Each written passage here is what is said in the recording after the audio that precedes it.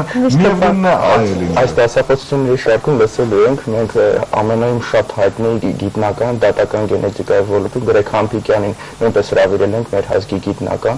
որը հայտնի է բավական ԱՄՆ-ում, նա գիրք է հրապարակել մեկ մարդու, որ դատական գենետիկայի շնորհիվ այդ DNT անալիզի շնորհիվ կարողացել է 15 տարվա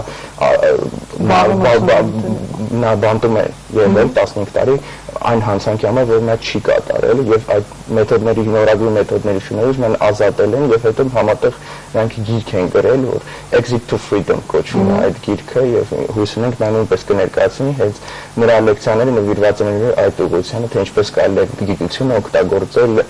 այդ քրեական դատական process-ների ընթացքում։ Շատ հետաքրքիր, ինձ հետաքրքիր է նաեւ լաբորատորիաները մեր երկրում ինչ վիճակում են գտնվում, որտեղ կարող են երիտասարդ կենսաբանները, նո պարզ է, որ մանրադիտակ ասենք ամենտեղ գրին, ամեն ռեստորանում եւ այլն, բայց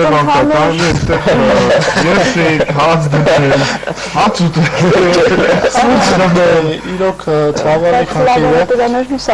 խնդիր է, որտեղ սարքավորումները հիմնականում դեռ սովետական ժամանակվա մնացած սարքավորումներն են, որը եթե այն ժամանակ նորմալ էր գործածել է, հիմա շատ է ետ ընկել, չնայած դրան գիտեք նույնիսկ պետության լավագույն ցանկության դեպքում էլ բավականին լուրջ խնդիր է այսօրվա օրով գիտության համար նոր սարքավորումներ ձեռք բերել, որտեղ դրանք շատ լուրջ գումարներ արժեն, սակայն նաև պետք է նշենք, որ կան բուհեր, կան լաբորատորիաներ, որոնք արտաքին կապերի շնորհիվ, գիտական ծրագրերի եւ այլի շնորհիվ կարողանում են բավականին բարձր մակարդակի նորմալ գիտական աշխատանքներ կատարել եւ այդպես չի, որ բոլորովին անհույս վիճակ է։ Պարզապես ցավալին նա է, որ արտասահմանյան երկրերում ինքը բուհը, համալսարանը, հենց օրինակ լավագույն օրինակը, որ բոլորը գիտեն, դա Քեմբրիջն է, որը բացի կրթական համակարգ լինելուց նա նաև համաշխարհային առաջատար, նաև գիտական համակարգ է, գիտական խոշորագույն հայտնագործություններ, եթե չեմ սխալվում 58 Նոբելյան մրցանակակիր միայն այնտեղից է նա տվել գիտության բնագավառում, իսկ մեր մոտ բուհը դեռևս իր վրա կրում է միայն կարծես թե կրթական, այդ կրթական ծրագիրը եւ ոչ գիտական աշխատանքները ավելացնել ուղղակի, որ մեր մոտ սովետական ժամանակաշրջանից մնացել է մի գաղափար, որ ամեն ինչից մեր երկրում պետք է լիդի եւ ավելիչը պետք է աշխատի։ Արտերկրում նույն ասենք Իսրայելի օրինակի նրանք ընտրել են իրենց ուղղությունները, որոնք պետք էր իրենց երկրին, ընդհանրապես գիտությունը հիմնարար, այսինքն հիմնական այդ ուղղություն եւ կիրառական կարող է արդյունք տալ։ Հիմնարար գիտության համար մենք պետք է ունենանք բավականին մեծ գումարներ։ Մենք Իսրայելում ավելի շատ շեշտը դրվում է կիրառական գիտության, այսինքն դու ստանում ես արդյունք, որը ներդրում է արդյունաբերության, տնտեսության մեջ։ Մեր մոտ ցավոք մնացել են բոլոր հնարավոր ուղղությունները, բայց մեծ մասը գտնվում է վիճակում։ Այսինքն ոչ միայն անիմաստ, ուղղակի պահանջարկը պետք է գնահատել մեր պահանջարկը, ինչն է մեզ պետք։ Փոքր երկիր ենք, պարտադիր չէ որ ամեն ինչից լինի, բոլոր ուղղություններից լինի։ Պետք է ուղղակի գնահատել եւ ֆինանսները չասեմ, որ այնքան քիչ է, որ հնարավոր չի ինչ-որ բան։ Ուղղակի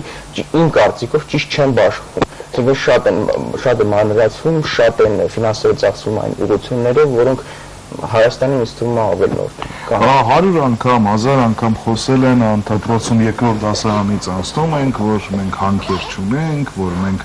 այլ հարստություն չունենք, որպես այդպեսի են շատ փոքր ենք, մեր հարստությունը մեր ուղեղն է,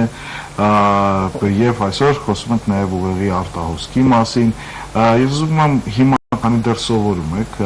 մագիստրատուրայում նկատելի ինչի համար են գալիս ուսանողներ, այսպես վերջին թարմ ինֆորմացիան, ինչ եք զգում, որքան տոկոսն է շատ լուրջ տրամադրված,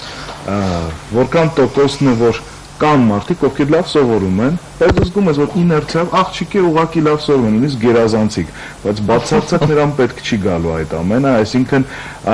եւ հեռանկար չի տեսնում, եւ ոգևորություն չկա, ինչ տրամադրությամբ են այսօր սովորում երիտասարդներ ուսանողներ, հատկապես ձեր ֆակուլտետը։ Գիտեք, ճիշտ ասած, ես նաև զուգահեռ աշխատում եմ պետական համալսարանում եւ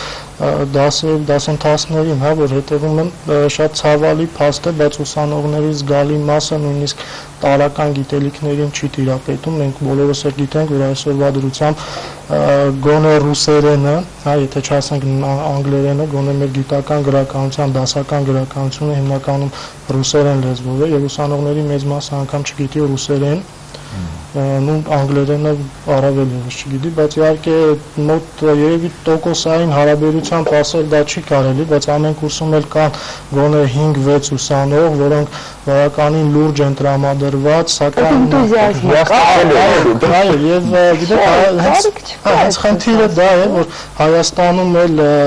հաշվի առնելով ֆինանսական այդ բարդ խնդիրները որ կան, եթե մարդը իրոք գնում է դեպի գիտություն, ապա էնտուզիազմը